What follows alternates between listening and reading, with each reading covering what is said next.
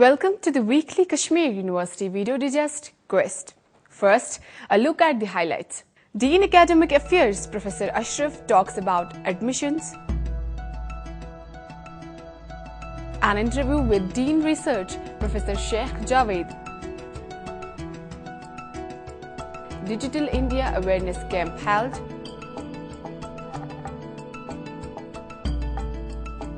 And we also have some important notifications of the university. Now, the details with your host, Rafia Rahim.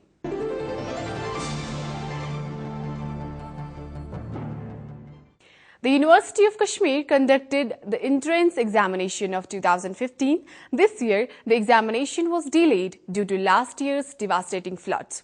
However, the number of applications was more than the previous year. This was stated by Dean Academic Affairs Professor Muhammad Ashraf Wani in an interview with the Quest team. The total number of applicants who applied for various programs offered by the university is about 14,000. And the number of applications is more than 35,000. And out of these 14,000 applicants, we have been able to accommodate about 5,000 students for various programs. There are 50 master's programs, 4 undergraduate programs, and about 22 diploma programs. So there is still a big gap between the supply and demand. And that is why I feel that the university must now think innovatively how to adjust or how to accommodate, how to provide access to higher learning more and more. And for this, my personal understanding is that we must go for second shift. And we have made some experience. The Department of History has introduced the second shift, and they have been doing it very successfully. He said this year Kashmir University did away with the issuing prospectus for students as the university wants to make admission process hassle-free. We were also facing a lot of problems in printing these prospectus, and a lot of money was spent on it. So therefore I think it was a long overdue, and this initiative was taken over this time that let us do it online, because this online prospectus is in vogue elsewhere also, in other places also, and this is also a green initiative, because after all manufacturing paper and other things is also not in favor of good environment also. So environmentally and economically and in terms of saving time and saving money, it is better that we should completely switch over to e-governance. Professor Ashraf said that the delay in entrance test will have a negligible impact on the semester system of the university. We may have to extend our session as long as our climate permits it. So if we want to save the time of the students, if we want to compensate this loss, then we will have to innovatively think, extend the session, club the 2 semesters, and hold the exam either towards the end of February or March. Then from April, our 3rd semester will start. And in this way, there will be no problem. The applications for the 5-year integrated courses such as BA LLB and MBA have already been issued, and the examination would be held after Eid al-Fitr. There are some programs for which we have not made yet. These admissions have not been made. This is 5 years integrated LLB, which we call BA LLB. Then there is 5 years integrated MBA and 3 years MBA. Plus there is this B Pharmacy and M Pharma. Applications have been called. The students have also filled up the forms, and very soon we will be holding the exam. I think by the end of this month, all these exams all these admissions will be completed. Same is the case with the diploma courses. In diploma courses, we don't have much demand. In fact, many seats remain vacant. Therefore, the departments have been asked, they don't have to conduct any entrance test for them.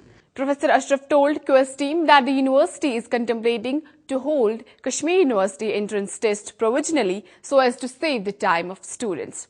In fact, this is our policy that to save the time, we will hold the entrance test provisionally each year, because the holding of this entrance test does consume some time. So to save that time, we will be holding these entrance tests provisionally now onwards, as we did it this year.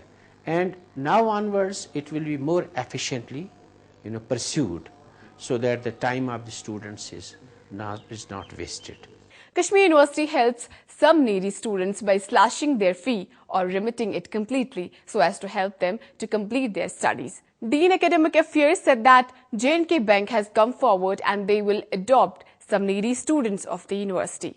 They are ready, forthcoming they are, in adopting the needy students, and they are ready to bear their 100% expenses on higher education. We are going to enter into some agreement or MOU with them. We will help them in identifying these needy people. We will help them in estimating the cost it will entail on the education of each student. We will communicate this information to them, and we will also help them in distributing this amount.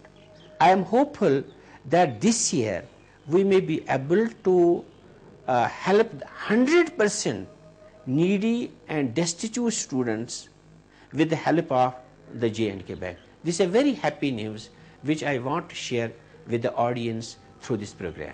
For those students who could not make it to university, Professor Ashraf has this advice for them.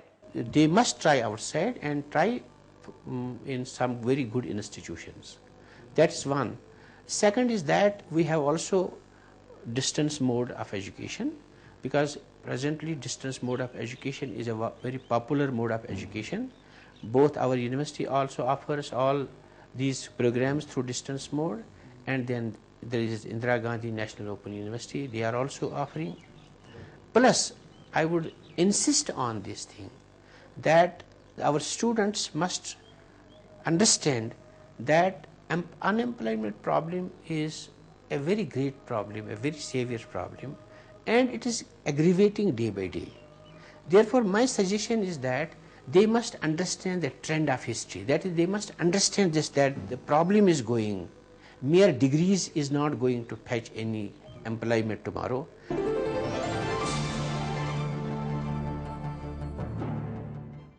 In 2011, Kashmir University established Dean Research Office to smoothen the research work.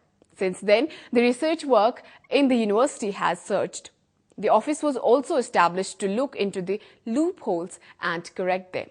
At present, Professor Sheikh Javed is the Dean Research. Until we know what are our weak points, and we cannot move ahead. We cannot make any progress. So we have to identify what are the loopholes in our system.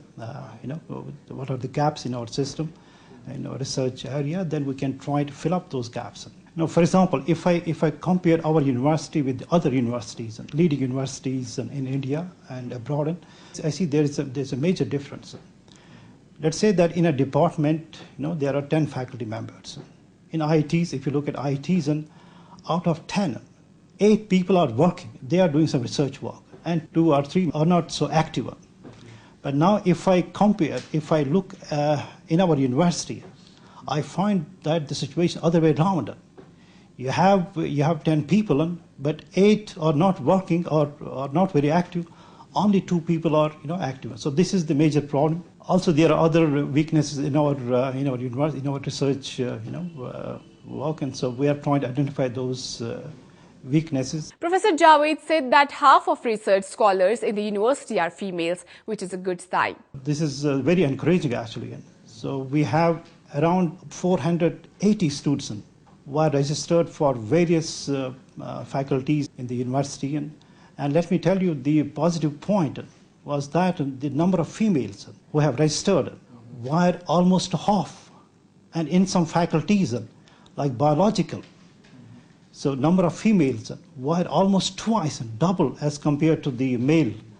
So this was I was so pleased to see these figures, because normally if I think this is a very unique thing happening in our university, in our state, that more females are participating in the research work. He said the university is getting a lot of projects which helps scholars to get scholarships as well. There are problems on several fronts. The one problem is that the funding agencies, they release the funding. It is delayed. Invariably, it is delayed. Let's say normally the duration of the project is 3 years. In most of the cases, in some cases maybe 5 years. But so we see very often that they release the funding after the expiration of the project, after third year. So this is why that most of the projects have not been completed. Also, there have been some issues that PIs were not that aware what should be done, how to carry out the research projects, and I think that was. Now what we have done recently is that we have given them guidelines, provided them guidelines on how they should pursue the research projects and what steps they should be taken on. The university has also decided to change a few statutes, and as such, scholars who pursue integrated PhD program will be required to submit their synopsis after 1 year of their enrollment. Earlier, what used to happen is that the students were required to submit their synopsis at the beginning of the program, PhD program. So obviously they didn't have enough time to prepare for the synopsis, details of research work. It was not possible. So what we have decided now, that let them write on their synopsis at the end of the first year. It's a very important step that the university has taken on, that they will get enough time and to prepare for their the research work, and then the second step, what we have decided is that in the second year, this synopsis should be written as a project. They should submit this as a proposal to various funding agencies. Because that way, and hopefully, I'm sure that many of these synopses will be, accepted by various funding agencies, and hopefully we'll have more scholarships for the students. Professor Javed said that many other statutes have been modified or changed for the betterment of scholars. Earlier, we used to have these two programs. We used to have MPhil and then PhD program. They were decoupled. So there used to be a big gap between the two ones. So a student was supposed to submit his MPhil dissertation, and then he had to wait till the completion of that, the awards, other things. So normally they used to wait for 6 months. So what we have decided now, as per new statutes, we have started this integrated PhD program. The student doesn't have to re-register for the PhD. So if a student does well, so we have a coursework for the first 6 months. If the student does well, then he is directly eligible for the PhD program. So there is no re-registration, so he can directly continue for the PhD program. What we are trying to do is that, you see, for the PhD submission, you need to have at least one publication. As per UGC norms and UGC regulation, you need to have one publication. It doesn't tell you what kind of publication should be there. So what we are proposing now is that this publication should be in a good journal, at least with impact factor, let's say 0.5 to start with. We'll keep on improving over the years. Plagiarism is a cause of concern in any research project. To check this menace, Dean Research said that many steps have been taken and a software will be also procured shortly. We are asking the students and the guides to certify that the documents they submit, the thesis, dissertation they submit, are checked against this plagiarism. The first thing we have done. The second thing, what we are doing, we have also established a committee. See, right now, unfortunately, we don't have any policy for this plagiarism anti-plagiarism in the university. So we don't have any policy. Actually, many universities don't have any policy except for IITs and JNU. They have Delhi University. They have some policy now. But we are also trying to have a policy along the lines of IITs, JNU, and other leading universities. And so we have set up this committee, and we are having meetings, and we just had meetings just 2 weeks back actually, So once we have a policy, framework policy, then it will be placed before the statutory bodies for ratification, other things. So this is second. The third thing, and what we are doing, we are going to procure this the software to check against anti-plagiarism.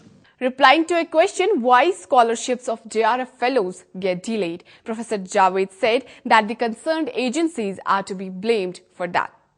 However, we are trying to make it hassle-free. The funding agencies, UGC, you see, unfortunately, they release the funds after a year, maybe sometimes it is delayed by 2 years.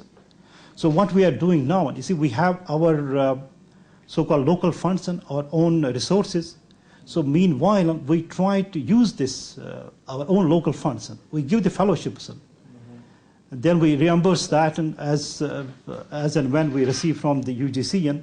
So we provide some, obviously this amount is not sufficient, so you need crores of rupees. And so we have normally in our budget, tea research budget is normally 30-40 lakhs. And so we give that. Actually, there is nothing in our, we have nothing in our account right now. So we are dispersing, we have used that to provide the relief to the students.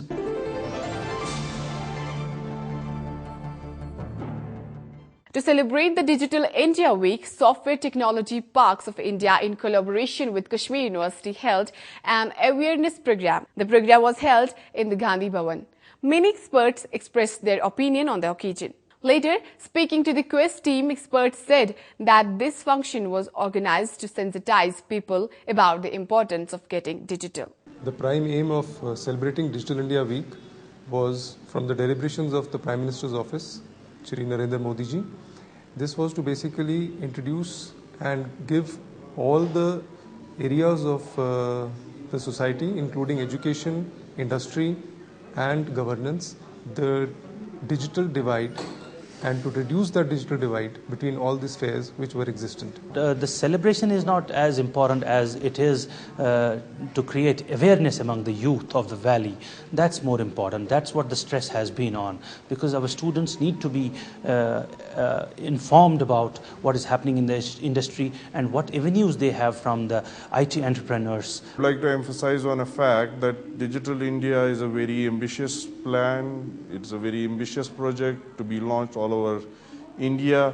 We urge the state government to take the necessary steps so that the state of Jammu and Kashmir reaps the fruits under the program of Digital India.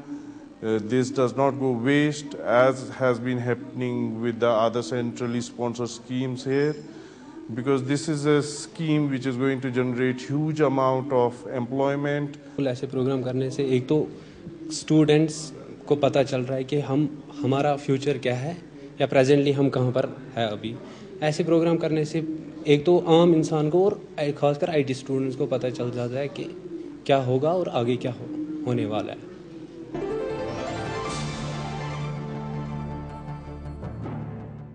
Now, some important notifications.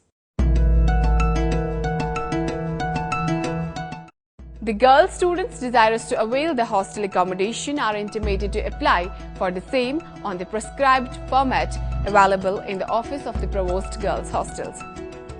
The application forms should reach to the office of the Provost Girls Hostels by or before July 25th. The last date for the submission of abstracts and registration form for the two-day All India Symposium entitled Biotechnological Interventions for Upgradation of Food Products of India has been extended up to July 20th. To know more about these, log on to kashmiruniversity.ac.in or kashmiruniversity.net.